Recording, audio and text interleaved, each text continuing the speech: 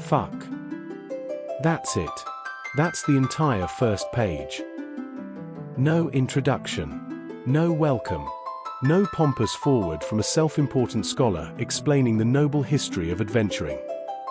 Just a single, unadorned, entirely capitalized word. Then, as if nothing of consequence just happened, the guide moves on to like it didn't just drop the most visceral, versatile, and universally understood expletive in existence. Naturally, scholars have spent years debating what editorial meant by this. Was it a typo? An act of existential rebellion? The final, weary resignation of an overworked editor who had spent one too many nights arguing about the correct number of teeth on a Marlboro? Perhaps it was all those things. Or none. The word that defines an adventurer. No matter what editorial intended, they captured something fundamental. Every adventurer says it. It doesn't matter how noble, how powerful, or how extensively trained in the art of not dying they are, eventually, the moment will come. King Eric uttered it when he first laid eyes upon Nyarlathotep, the angel of Bedlam, and realized its feathers were fingers and its wings were arms and that all of them were waving.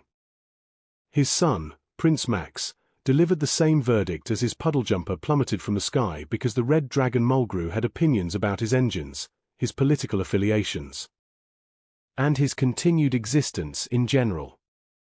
A rogue says it when they realize that, yes, that was a pressure plate. A warrior says it when the beholder they just insulted actually speaks common. A mage mutters it when they botch a teleportation spell and arrive slightly to the left of their original body. An exclamation. A question. A prayer. It's a word that encompasses all things. It is shock, despair, revelation, and joy compressed into a single syllable. It is doom and salvation, spoken when you realize death is both imminent and possibly your fault. It is the only appropriate reaction when the ceiling begins descending in a dungeon with no visible exits. It is also, in certain circumstances, a term of endearment, murmured breathlessly after an evening involving one too many pangalactic gargle blasters and a companion who was, until very recently, just an adventuring acquaintance. The intent? Unknown. The outcome? Inevitable. Nobody knows why editorial left it there. Nobody knows why they refused to change it. Maybe it's a joke. Maybe it's a warning. Maybe it's just the most honest piece of writing in the entire book. What is certain, however, is that you're going to say it.